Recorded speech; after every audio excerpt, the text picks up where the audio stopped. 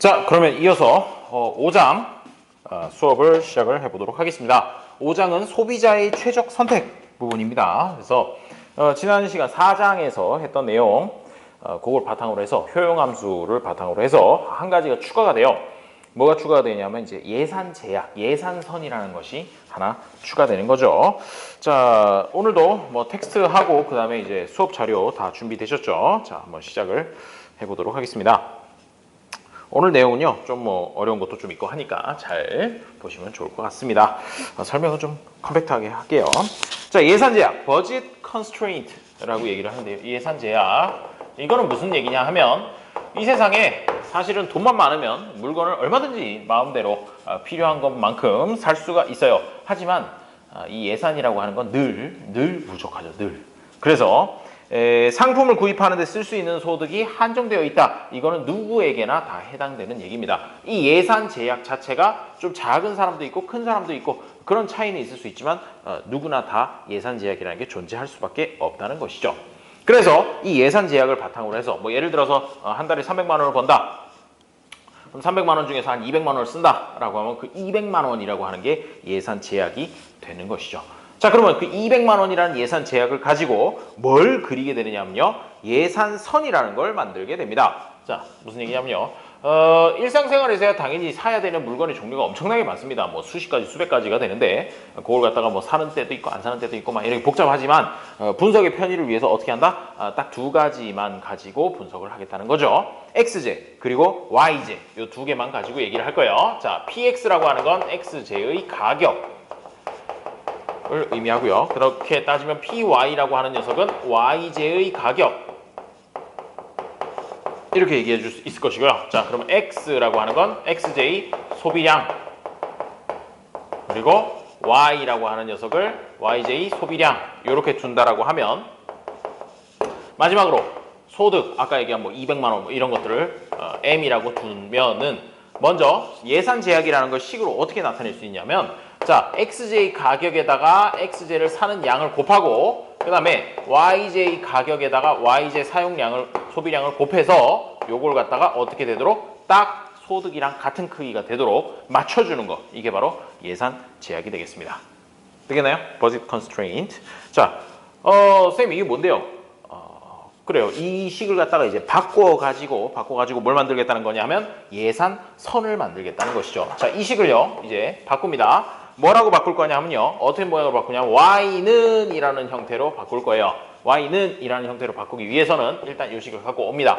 px 곱하기 x 더하기 py 곱하기 y는 m 이렇게 돼 있을 때 자, 일단 요 py 곱하기 y만 두고 나머지를 왼쪽으로 넘겨요. 그러면 py 곱하기 y는 마이너스 px 곱하기 x 더하기 m 이렇게 넘어가겠죠? 우변으로 넘어갔고요. 자, y만 남기고 싶으니까 뭘로 해준다? py로 나눠주는 겁니다. 마이너스 py분의 px 곱하기 x 더하기 m 이렇게까지 해주면 이게 바로 뭐다? 예산선이 되는 것이죠. 왜요? 쌤, y는으로 쓴다는 게 무슨 의미예요? 요걸 갖다가 이제 1차 함수 그래프 형태로 바꿔줄 수가 있습니다. 이쪽으로 좀 올게요. 자, 그래프가 나오는데요. 자, 그래프에서 축이 뭔지 잘 보셔야 됩니다. 일단 이쪽은 x제 그리고 y제의 소비량이에요. 각각. 그러면 요게 이제 y제의 소비량이지 않습니까? y는 이라고 얘기하는 거. 그래서 얘가 직선의 형태로 나타나게 되는데 어떻게 되냐면요. 이런 식의 형태가 나타나게 돼요. 자, 그래서 요게 y는 마이너스 py분의 px 그 다음에 곱하기 x 더하기 m 이라는 이런 식이 되는 거죠. 자, 그러면 이 m 소득이라고 하는 건 어디 나타나게 되냐면요. 여기 나타나게 돼요. 여기. 자, 여기에 어떤 형태로 나타나게 되냐? y분의 m. 요 빼먹었네. 자, 쓰는데 뭔가 좀 요상하게 빼먹었죠. 여기 요 부분에 플러스 m이 아니고 여기도 py로 나눠줘야 되니까 py분의 m이 되는 거예요. 그래서 갖고 와서 여기도 파란색 부분으로 요 밑에 py라는 거 하나 붙여주고 그래서 여기가 py분의 m 이렇게 되어야 합니다. 자, 이쪽에 y절편 쪽에 나타나고요. 다음에 여기는 뭘까요? 여기는 모든 소득을 전부 x제를 사는데 쓰겠다라고 얘기를 했으니까 x제를 살 수 있는 개수는 px분의 라지 m 이렇게 나타낼 수도 있겠습니다. 되겠나요? 오케이. 자, 이렇게 해서 그린 거 하나 더 짚고 넘어가야지. 요 식에서 기울기 있지 않습니까? 마이너스 py분의 px 요게 바로 요 직선의 기울기가 되는데 일단 우하향 오른쪽으로 갈수록 아래로 가기 때문에 마이너스가 있는 거예요. 그리고 요 기울기 자체가 뭐다? 가격 비율에 관련이 있다라고 이렇게 생각을 해주시면 되겠습니다.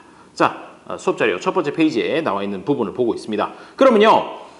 예산선이라고 하는 게 이 파란색으로 표시되어 있는 이 선인데 주어진 소득을 전부 사용했을 때 구입할 수 있는 상품 묶음의 집합 xj 얼마만큼, yj 얼마만큼 이런 것들을 갖다가 다 점을 찍어서 선으로 연결하면 이 모양이 된다는 것이죠. 그러면 실제로 이 사람이 선택할 수 있는 부분은 이 파란색 선을 포함해서 이 노란색으로 빗금치는 안쪽 부분을 선택할 수가 있어요. 안쪽 부분을 선택할 수가 있다. 그래서 이걸 보고 뭐라고 얘기하냐면 예산 집합. 예산이 허락하는 한 요 안에서는 선택할 수 있다라는 그런 의미로 예산 집합이라고 얘기를 하고 또 다른 말로는 기회 집합이라고도 해요. 뭐 의미 자체는 용어만 들어도 왠지 감은 올 것 같아요. 기회 집합. 여기서 이제 선택할 수 있구나. 그런 얘기가 되고요. 자, 그 다음에 아까 말씀드렸던 이 예산선의 기울기 있잖아요. 요거는 또 뭐랑 관련이 있느냐면요. 기회 비용이랑 관련이 있는데 요거는 나중에 문제 풀 때 또 조금 더 설명을 드릴 수 있을 것 같습니다. 자, 그런데 이렇게까지 설명을 하고 나니까 선생님 그러면 저는 돈 아끼고 싶어요. 저축하고 싶어요. 여기 선택할래요. 이렇게 선택하지 않습니다. 선생님 저축은요? 저축은 여기 반영 안 된 거예요? 저축은 반영 안 된 거예요. 저축은 반영 안 되고 무조건 소비할 수 있는 부분이라고 말씀드렸어요. 그래서 결국 XJ, YJ에다가 저축이라는 옵션을 하나 더 추가를 하면은 이렇게 2차원으로 나타낼 수가 없는 겁니다. 저축이라고 하는 것도 어떻게 보면 하나의 재화라고 이렇게 생각할 수도 있기 때문에 저축은 따로 생각하지 않아요. 그 얘기는 무슨 얘기를 하려고 그랬냐면 첫 번째 페이지 제일 아래쪽에 있는 합리적 인간의 경우 소비를 반드시 노란색 요 빗금친 부분이 아니라 파란색으로 되어 있는 이 점 위에서 소비를 하게 된다는 겁니다. 그 얘기를 하려고 말씀드렸어요. 재밌죠? 자, 다음 페이지 넘어가 보도록 할게요. 그러면 이 예산선 파란색으로 나타나 있는 녀석이 어떻게 변화하는지 그걸 갖다 볼 건데 두 가지를 변화시켜 볼 겁니다. 첫 번째는요. 소득을 변화시켜 볼 것이고 두 번째는 XJ나 YJ 가격을 변화시켜서 그래프가 어떤 모양으로 바뀌는지 보도록 할게요. 자, 일단 여기 처음에 파란색 있었는데요. 비슷한 그래프를 하나 더 그려보도록 하겠습니다. 자, 어디냐? 자, 이 축 잘 보세요. 축. 항상 축이 중요해요. 자, 여전히 똑같은 종류의 그래프니까 그래프 축도 같아요. XJ, YJ 소비량이죠. 소비량이 되고요. 그 다음에 애초에 저쪽 있는 파란색 선을 갖다가 중간에다 하나 띡 그려보겠습니다. 자, 요렇게 생겼었죠. 요렇게 생긴 녀석이 있었는데 최초의 예산선인데요. 첫 번째는 뭘 바꿔볼 거냐면은 소득을 바꿔볼게요. 소득 변화시. 자, 제가 사용할 수 있는 금액이라고 하는 총량이 늘어났다. 아하, 월급이 올랐네. 뭐 복권이 당첨됐네. 뭐 이러면서 복권? 자, 어쨌든 소득이 증가했을 경우는 어떻게 되겠습니까? 그러면 선생님 옛날에는요 제 돈으로 쌀 살라 그러면 한 20kg 사면 끝났는데 이제는 40kg도 살 수 있어요. 그 얘기는 뭐냐면 쌀만 샀을 때 그렇다는 얘기니까 소득이 증가하면 바깥쪽으로 이동하게 됩니다. 오케이? 이쪽으로 이게 소득 증가예요. 증가가 되고 그런데 뭐 증가되면 좋겠지만 감소할 수도 있죠. 감소하게 되면 어떻게 되냐? 이 예산선이 안쪽으로 이동을 하게 됩니다. 안쪽으로 소득 감소 이렇게 된다는 거 뭐 쉽게 생각해 보실 수 있어요. 그래서 모든 것을 어떻게 한다고요? 똑같은 비율로 늘리거나 똑같은 비율로 줄인다 라고 이렇게 생각을 해두시면 되겠습니다. 첫 번째 소득 변화 어려울 거 없어요. 어려울 거 없고 자, 두 번째 이게 본론인데 가격이 변화할 때도 볼게요. 가격 변화시 그러면 축은 똑같습니다. XJ, YJ 그리고 원래 제일 처음에 있었던 예산선이라고 하는 녀석이 이런 식으로 주어져 있었다고 한번 생각을 해볼게요. 자, 가격이 어떻게 바뀔 거냐 하면요. XJ가 가격이 올라갈게요. XJ 가격이 올라간다. 그러면 XJ 가격이 올라가면 원래 요점이라고 하는 거는 XJ를 예를 들어 거기는 뭐 문자로 나와 있긴 하지만 10개를 살 수 있는 그런 상황이었어요. 예를 들어 가지고 제가 쓸 수 있는 돈은 100만 원. 소비 가능한 소득은 100만 원이고 X제 하나당 가격이 10만 원이었을 때는 10만 원이었으면 10개를 사는 게 맥시멈이었겠죠. 그런데 가격이 올랐어요. 얼마로 올랐냐면 20만 원으로 올랐어요. 와, 2배가 됐다. 자, 20만 원이 됐으면 똑같은 소득 100만 원 가지고 몇 개까지 살 수 있습니까? 20만 원이니까 5개까지 살 수 있죠. 그래서 여기가 10개였으면 5개라고 하는 점은 요 절반 정도 중간으로 가서 어떻게 된다는 거예요? 자, 이때 중요한 건 뭐냐면 YJ 가격이 변하지 않았다는 가정이 있다면이라는 뜻이에요. YJ는 바뀌지 않았고 따라서 소득을 그대로 다 쓰면 요점이 되는데 XJ만 몽땅 사면 5개밖에 못 산다. 그 얘기는 선이 이런 식으로 나타나게 되는 것이죠. 되겠습니까? 자, 이게 뭐 한 거라고요? YJ 가격은 그대로고 XJ 가격이 상승했을 때 XJ 가격이 상승했을 때 이렇게 안쪽으로 예산선이 이동하는구나. 이렇게 알 수 있습니다. 자, 반대로 YJ 가격이 상승하면 어떻게 되겠어요? 이번엔 노란색으로 그려볼게요. 자, 파란색 여기 XJ를 샀던 가격은 그대로예요. 하지만 YJ를 샀을 때는 요만큼까지밖에 못 산다라고 하면은 그래프가 이런 식으로 파란색에서 노란색 쪽으로 이렇게 됐을 때는 YJ 가격 상승 시가 되는 거죠. 각자 연습장에다가 한 번씩 그려볼 필요가 있습니다. 이거 한번 그려보고 나면 충분히 이해 잘 되니까 그렇게까지 어려운 내용은 아니에요. 자, 다음 세 번째는요. XJ하고 YJ가 동시에 가격이 상승이 되면 말이죠. 동시에 똑같은 비율로 상승했다라고 하면 어떻게 되겠어요? 마치 소득이 감소한 거랑 똑같이 얘가요 평행하게 쏙 움직이게 됩니다. 같은 비율로 감소했을 경우에 또 두 제와 모두 가격이 인하됐다. 그러면은 예산선이 마치 소득이 증가한 것처럼 바깥으로 이동하기도 하겠죠. 거기 써놨습니다. 두 제와의 동시 가격 상승이 일어날 경우 소득 감소와 동일한 효과가 발생할 수도 있다. 라는 얘기가 되겠죠. 자, 그러면 지금까지 살펴본 게 뭐냐 하면요. 예산선과 관련된 얘기예요. 예산선과 관련된 얘기고 자, 그럼 이제 지난 시간에 했던 그 효용이라는 녀석이랑 이제 한번 얘기를 엮어볼게요. 엮어서 어떻게 되는지 한번 살펴보도록 합시다. 자, 좀 지우고 계속 보도록 하죠. 자, 지금부터 이제 정신 잘 차리고 들으셔야 돼요. 요거 하나는 남겨둘게요. 왜? 잘 그린 것 같으니까. 자, 뭐 잘 그린 것 같으니까는 아니고 사실은 이제 설명하는데 도움이 되기 때문이죠. 자, 우리 텍스트로는 95페이지 소비자의 효용 극대화 파트를 보시면 되겠습니다. 자, 무차별 지도와 예산선이라고 하는 녀석을 한꺼번에 그려보도록 하겠습니다. 우리 지난 시간에 무차별 지도 그렸던 거 기억납니까? 무차별 지도하고 방금 그린 우리 예산선이라는 녀석이랑 축이 어때요? 축이 XJ 소비량, YJ 소비량이라는 걸로 축이 똑같지 않습니까? 축이 똑같기 때문에 한 그래프 위에다가 두 가지 종류 그래프를 겹쳐서 그릴 수가 있는 거예요. 축이 같으니까. 축이 다르면 그렇게 겹쳐 그릴 수가 없어요. 그래서 그런 거 이제 앞으로 보실 때 좀 잘 봐주시고 한번 그려볼게요. 자, 이쪽은 XJ, 그 다음에 이쪽은 YJ, 그 다음에 예산선을 하나 띠 그어놨어요. 자, 이거 예산선이에요. 예산선, 버짓 라인. 자, 그런데 이 예산선에요. 위에다가 뭘 그려볼 거냐면요. 무차별 곡선을 무차별하게, 무차별하게, 짠, 이렇게 그려보도록 하죠. 무차별 곡선은요, 기억하시겠지만 바깥쪽으로 갈수록 어떻게 돼요? 효용 수준이 높은 거죠. 그러면요, 자, 여기 1번, 2번, 3번 이라는 녀석인데 1번, 2번, 3번 중에서 효용이 가장 높은 무차별 곡선은 누굽니까? 3번이에요. 그렇죠? 원점에서 제일 머니까. 그리고 XJ, YJ가 특별한 얘기가 없으면 그냥 일반제라고 봐야 되겠죠. 그래서 BJ가 아니고. 자, 그래서 얻은 점에서 선택을 한다는 거예요. 딱 아주 직관적이에요. 자, 생각해보세요.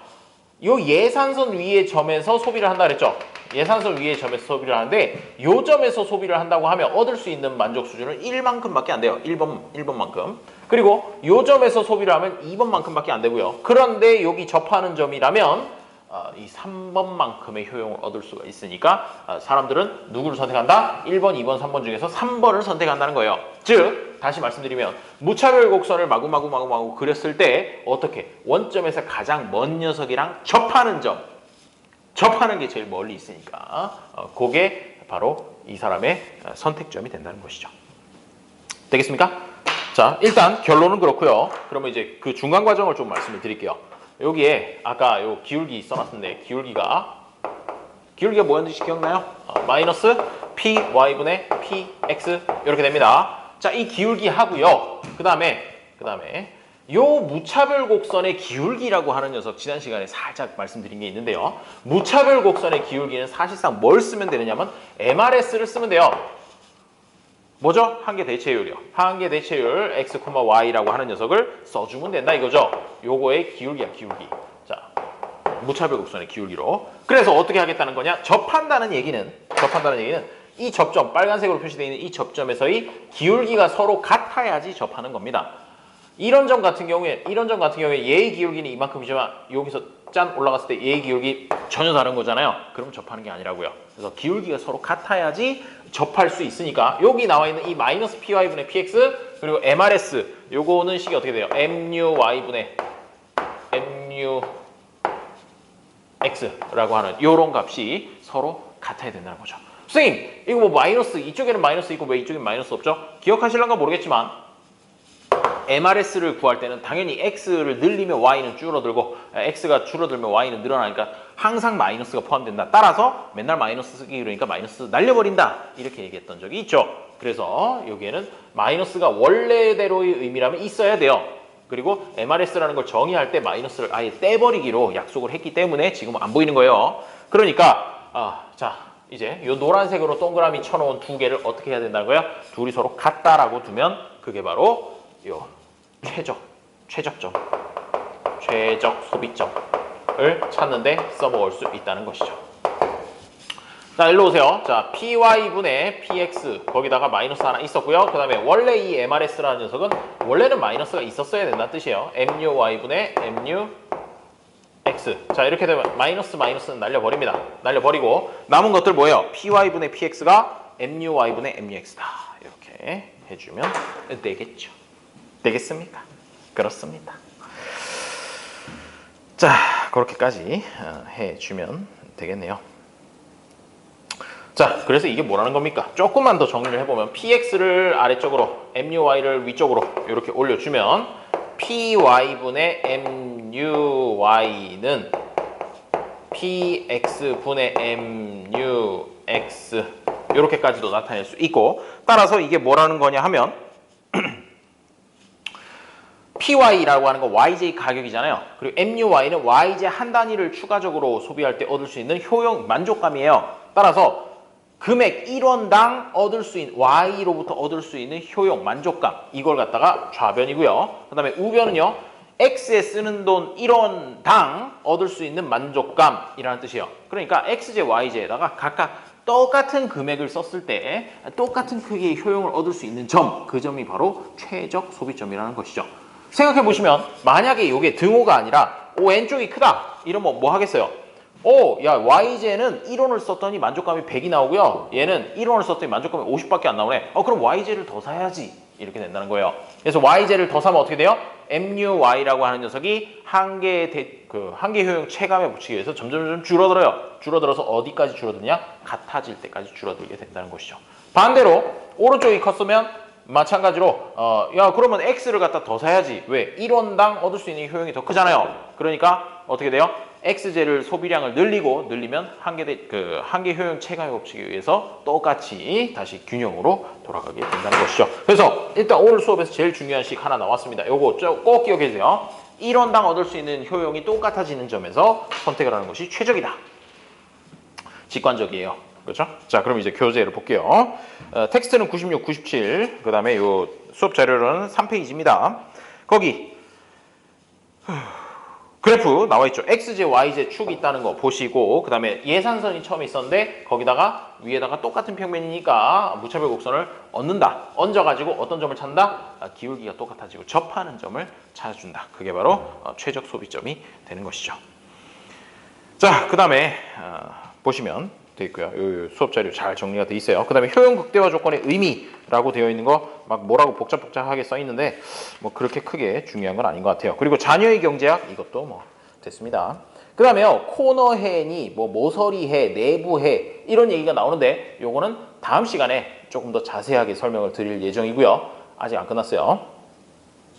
자, 다음 페이지로 넘어가가지고 어디로 가냐면요. 100페이지로 갈 거예요. 100페이지로 가고 그다음에 소득과 가격의 변화와 최적 선택점이 어떻게 바뀌는지 그걸 갖다가 지금부터 추가적으로 설명을 드리도록 할게요.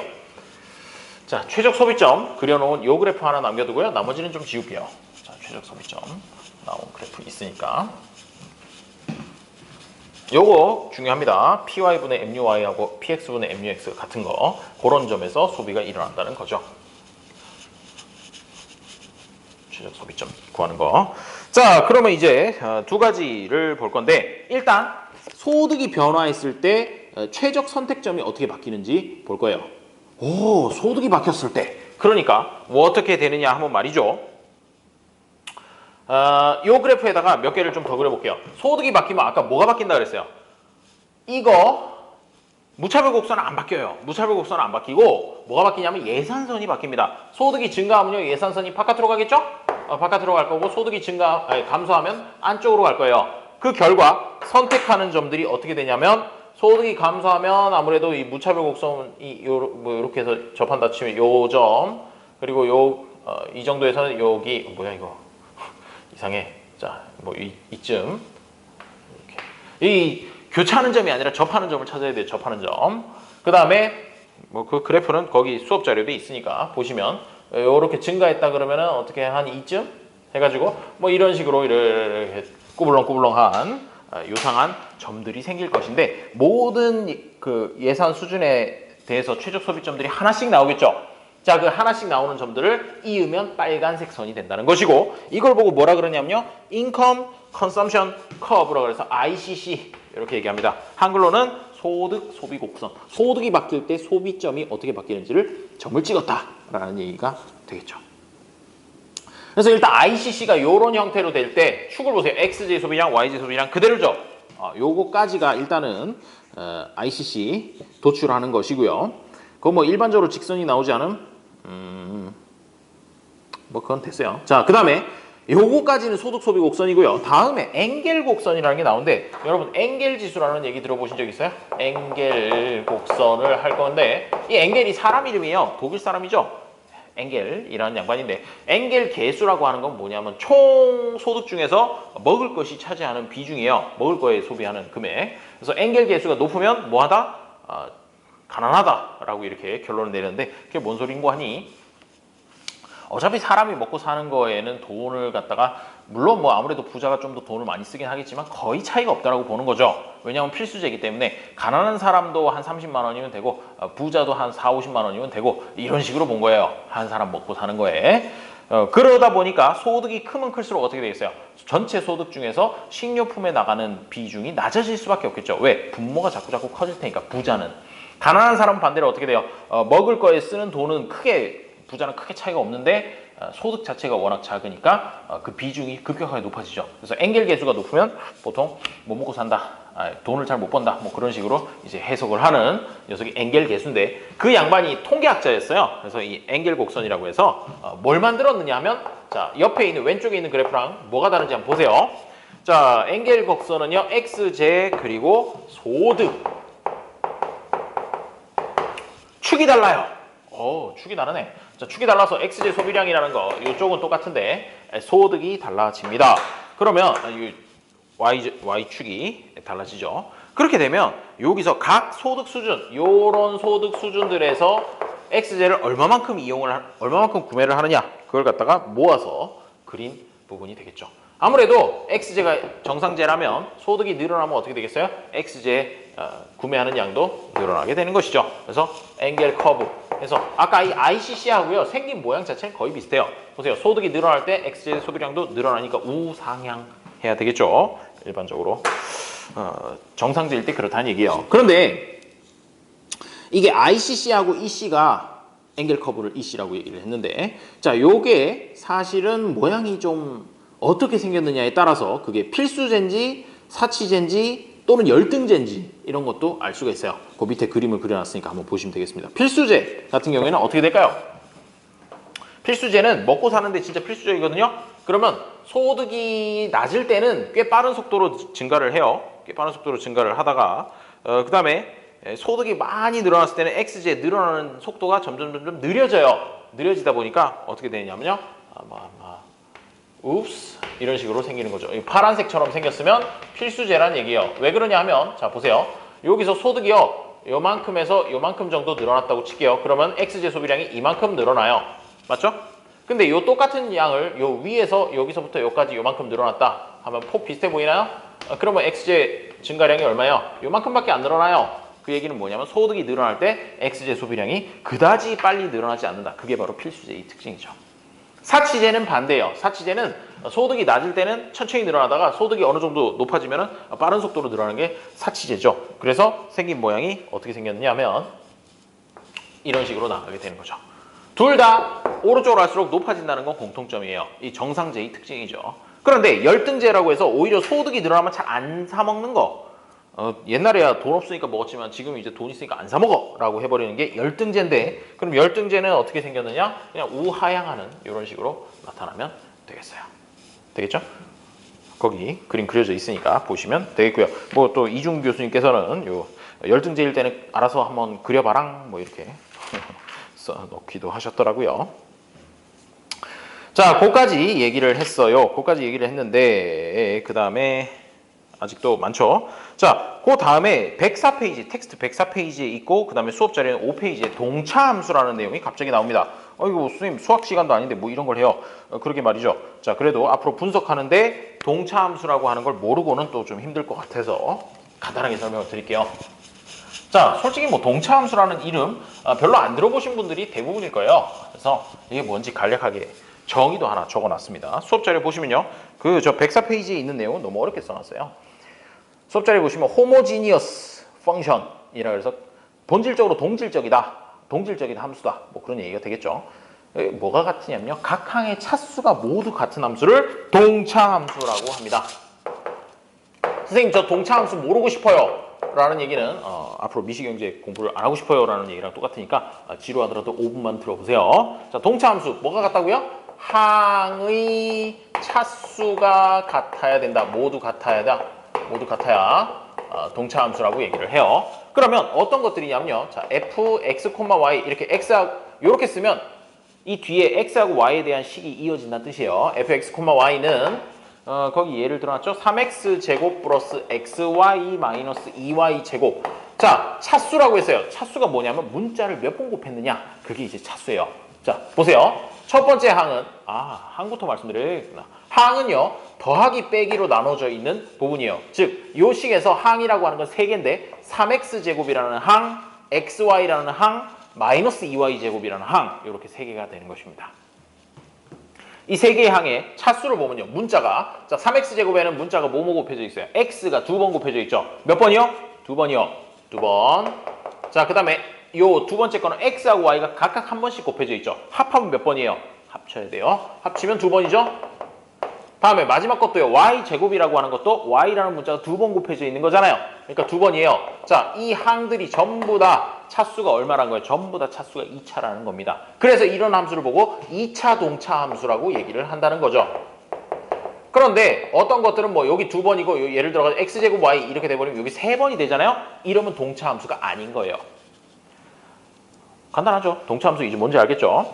자, 그 다음에 얘를 하나 더 써놨는데 좀 더 복잡하지만 얘도 동차함수인데 한번 보세요. fx, y라고 해서 x제곱 마이너스 3xy 플러스 y제곱 더하기 x 루트 xy 플러스 y분의 x 세제곱. 자, 이렇게까지 돼 있는데 이게 동차함수래요. 진짜 그런지 보죠. 자, 항을 끊으면 여기 해서 4개의 항이 나옵니다. 4개의 항이 나오고요. 선생님 여기는 안 끝나요? 안 끊어요. 여기 어차피 곱하기 x까지 해야 되는 거라서. 자, 그러면 x제곱이라고 하는 건 몇 차예요? x가 2번 곱해져 있으니까 2차. 그 다음에 마이너스 3xy에서도 x 한 번, y 한 번 곱해져 있으니까 문자는 2차. y제곱 2차. 그 다음에 x라고 하는 건 1차인데 그 다음에 이 루트라고 하는 녀석은 차수가 어떻게 돼요? 반으로 줄어요.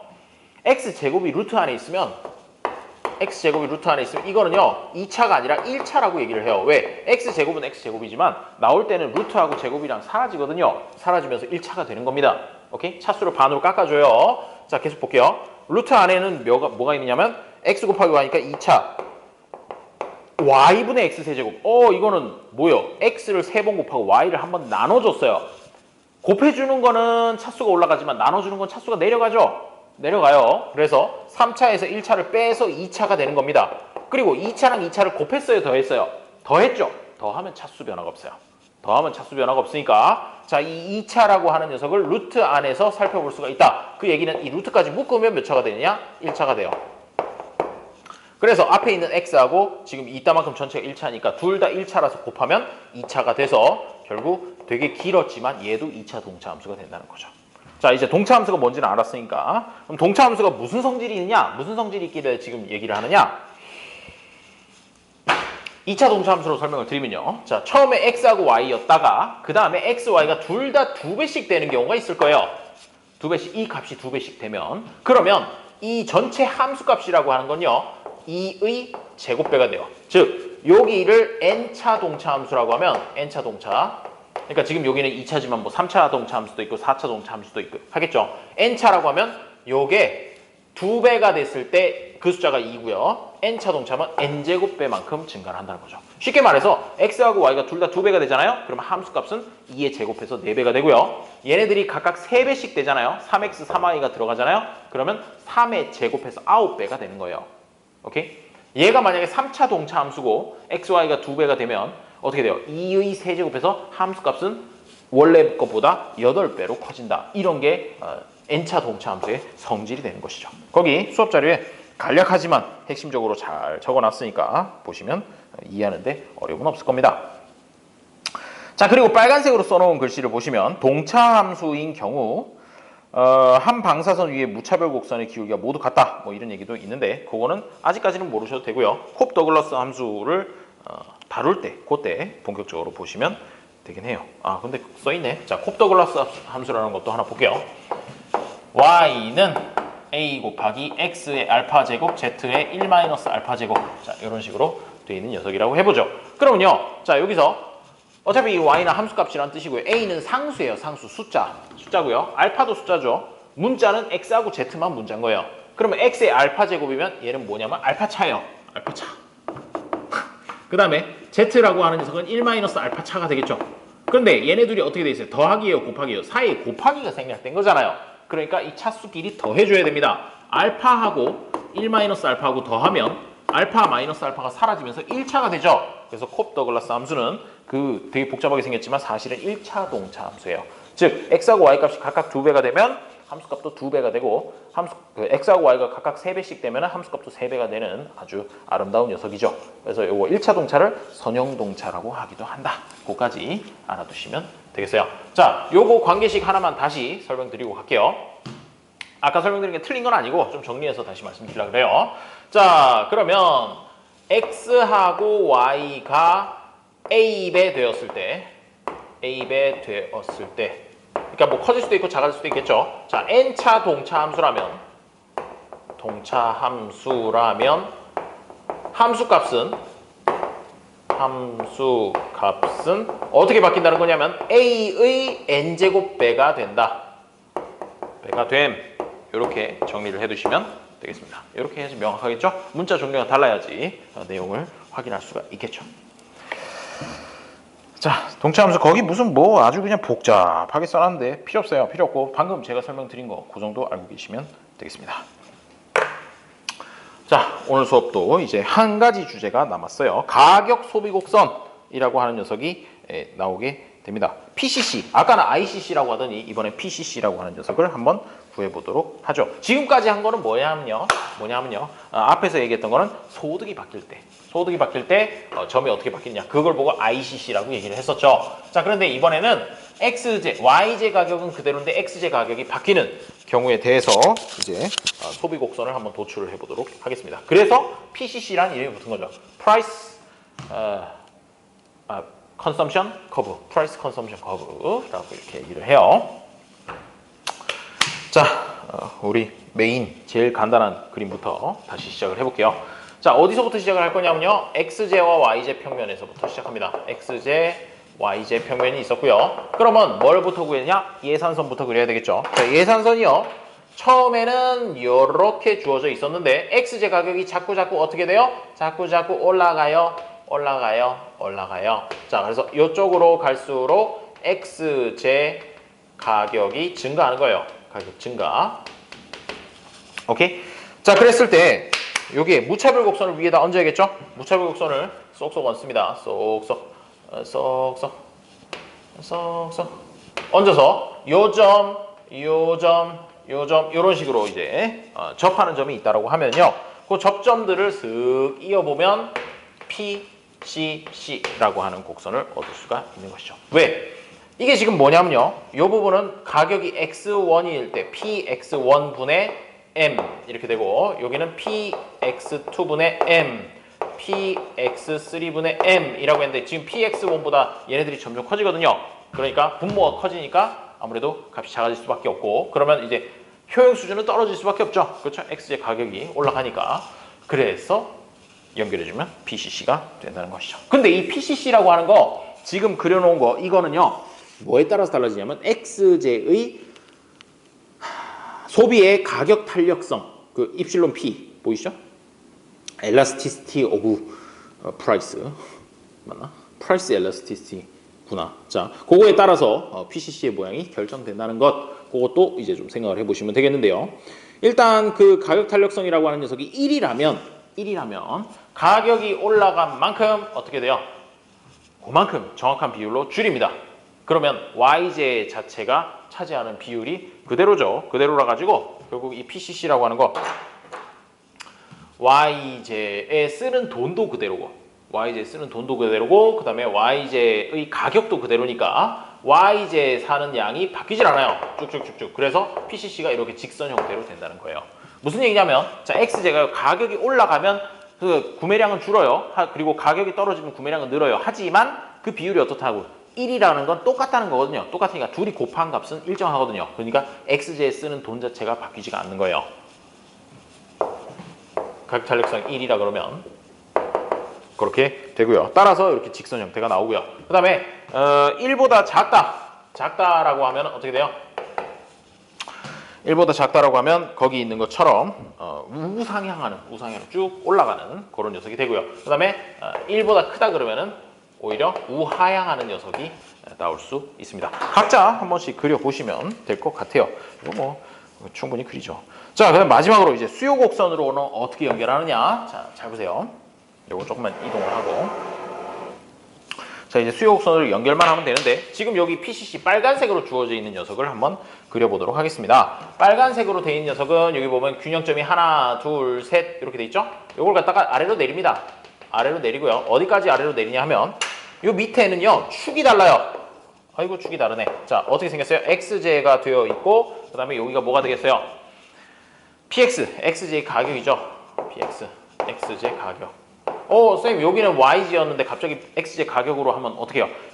XJ 수요량, 거래량이랑 XJ 가격 이렇게 둬야지 사실 무슨 곡선을 그릴 수 있냐면 수요 곡선을 그릴 수가 있어요. 그렇죠? 수요 곡선을 그릴 수 있으니까 이 점으로 갖고 내려옵니다. 갖고 내려오면 자 이게요 X1, PX1, PX2, PX3가 어떻게 되냐면 PX3가 제일 높은 거죠. 자 PX3가 제일 높은 거고 PX1이 제일 낮은 거예요. 뭐 그 사이에 PX2가 있을 것이고 그렇죠? 자 그 다음에요 XJ 소비량은 요 축에 그대로 갖고 와요. 그대로 갖고 오면 XJ 소비량이 PX3가 제일 XJ 소비량은 작죠. 그 다음에 PX2가 됐을 때 XJ 소비량이 조금 늘고요. 그 다음에 PX1 가격이 낮아졌을 때 이때 어때요? PX1일 때 소비량이 제일 많은 거. 그래서 우리가 맨날 보던 이런 식으로 우하향하는 수요 곡선을 도출할 수 있다는 거죠. 수요 곡선. 오케이? 자, 거기 그려져 있습니다. 그래서 결론이 뭐냐면 우리가 뭐 3장이냐 4장에서는 안 했구나. 3장에서 균형을 얘기할 때 수요 곡선을 이렇게 된다라고만 얘기를 했지 요 도출하는 과정을 안 봤잖아요. 자, 도출하는 과정을 오늘 본 겁니다. 뭐부터 시작이 됐냐면 지난 시간에 사실은 효용 그 무차별 곡선이라고 하는 녀석이 어떻게 생기는지를 살펴봤고요. 오늘은요 예산선이라고 하는 녀석이 어떻게 되는지를 살펴보기 시작했습니다. 그래서 예산선이 있고 그 예산선이랑 뭐가 되는 무차별 곡선이 접하는 점, 그 점이 최적 선택점이 된다. 그리고 그게 XJ 가격이 변화할 때 예산선이 움직이니까 거기서 최적 선택점도 바뀐다. 그 최적 선택점을 갖다 평면을 바꿔서 축을 바꿔서 그려주면 그게 수요 곡선이 된다까지가 오늘 한 내용이고요. 자, 다음 시간에 다음 주 화요일이 될 것 같은데 다음 시간에는요 수요 곡선의 도출 사례라고 해가지고 좀 독특한 사례들 좀 살펴보고요. 그다음에 시장 수요 곡선이라고 해서 지금만 살펴보면 개인의 수요 곡선이거든요. 어떤 사람이 얼마만큼 선택할 것인가 개인의 수요 곡선인데 그거를 이제 시장 전체로 확대를 해보고 그다음에 네트워크 효과, 뭐 밴드웨건이니 뭐 스놉 효과 뭐 이딴 것들이 있어요. 재밌는 내용이니까 그거 보시고 그다음에 대체 효과와 소득 효과에 대해서 분석을 한번 해보도록 하겠어요. 그리고 슬러츠키 방정식 뭐 슬러츠키 방정식 별로 중요한 건 아니고 보상 수요 곡선 요까지 살펴보게 될 것 같아요. 그리고요 거기 보시면 뭐 부록에 갑자기 무슨 뭐 라운드 나오고 그 다음에 뭐 행렬 나오고 이런 거 있는데 부록은 패스할게요. 부록은 패스하고 다음 시간에는 우리 특수한 경우에서부터 시작해서 보상 변화, 대등 변화까지 살펴보는 시간을 갖도록 하겠습니다. 다음 시간에도 아마 내용이 오늘 거보다 조금 더 복잡할 수 있으니까 꼭 3번, 4번 들어보세요. 알겠죠? 수고하셨어요. 여기까지 하겠습니다.